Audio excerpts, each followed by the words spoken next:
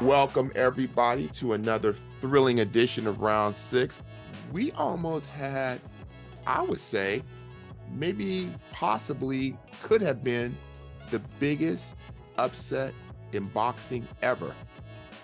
Even bigger than Buster Douglas over Mike Tyson. We have a three-man corner tonight.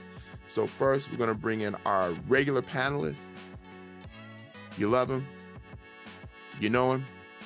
He's got the opinions. The fight fan, Left Jab Lamont. Hooking up with the guys, talking boxing and MMA this time. We have a special guest in the house. That's Greg Schultheis. And Greg and I go back a lot of years. We used to work together at Regional Sports Network in the Washington, D.C. area. So I want to welcome Greg to Round 6. Greg, how are you? Doing well, Colvin. I appreciate you inviting me on. I love boxing, MMA, anything combat sports. And Greg, I'm going to start with you. What did you think when you first heard that Tyson Fury, heavyweight champion of the world boxer, is going to take on Francis Ngannou, former UFC heavyweight champion? What's the first thought that popped in your mind? The first thought, I was like, wow, he's jumping the line to the best boxer in the world, basically. That takes guts. And but I also believe in Francis's toughness. And I was kind of sad to see him leave the UFC because we never got that fight with John Jones. That was the fight that everybody wanted to see.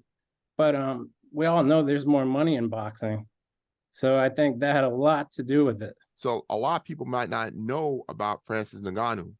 He was pretty much just a striker, a stand-up striker, and his power was devastating. He'd put guys lights out within 30, 40, 50 seconds, like Mike Tyson. They were scared of him. I'm sure like Daniel Cormier. He's one of the best ever to do it in MMA. And he said, I'll never fight Francis Ngannou. They were scared of him in MMA. So he might be that guy from MMA, but there aren't a whole lot. I'll be honest with you.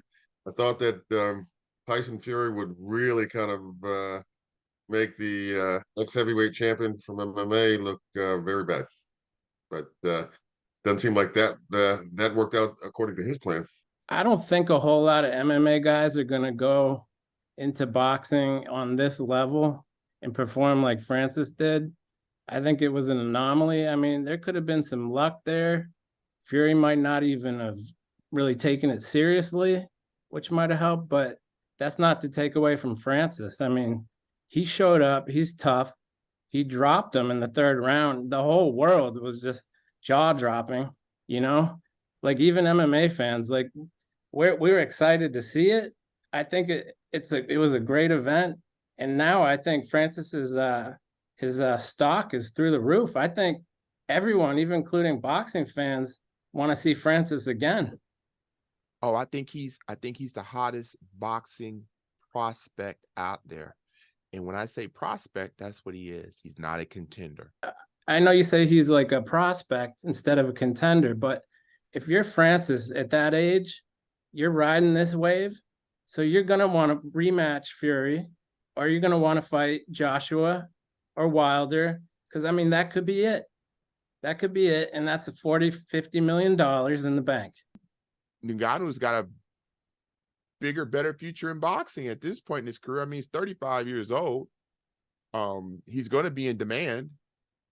We're never going to see Francis back in the UFC. The money's too big.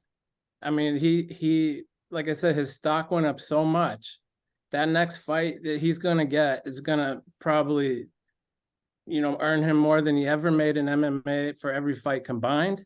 Mike Tyson helped him in training camps. There's a lot of videos out there showing them working together. So, boxing's always looking for a story. Here's the former UFC heavyweight champion who works with one of the best heavyweights of all time, in Mike Tyson, whose first fight he knocks down the heavyweight champion. Man, that's a heck of a storyline. There's no who to blame. Blame me. Does this tarnish Fury in any way? I think he's awake now. Maybe he was sleepwalking his way into this, not taking it seriously, or whatever. But I think he's awake now for sure, because it could have been in the eyes of some viewers who actually saw the fight, you know, his first professional L. Fury has I guess taken out of this really tough challenge from Ngannou is that, hey, look, even if they're coming from UFC MMA, and this is kind of like I guess a rule of thumb, you can't take anybody for granted when you step into that ring. I mean, you never know what's going to happen, and I don't think that would have been the way that he wanted to enter, just his 2-fight deal with Usyk. I think one of the things that is very important to him, and I'm just it's just my own opinion, but I just think that he would want to go into that matchup the zero in the L column, and everything on the line. And both of those guys would be putting everything on the line, because obviously Usyk is undefeated as well. So I think we could all chalk it up maybe to a couple of things.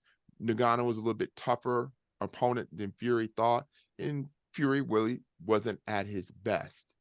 And so I don't know what this does for legacy. I just think it's kind of a one-off kind of thing. And I think, for me, I'd rather see, I'm going to put this out there, I don't care about a rematch with Ngannou.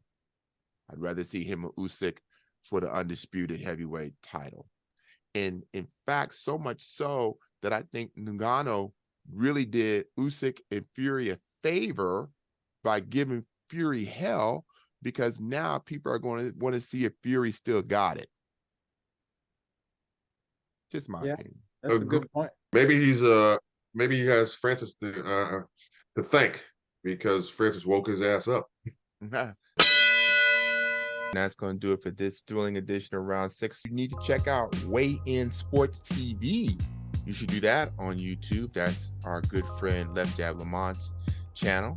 Then you can always check out Pro Am Fight Talk with Juan Marshall, and Boxing Along the Beltway, the Bible of Boxing in the DMV, by our own Gary Digital Williams. And that's going to do it for Round 6.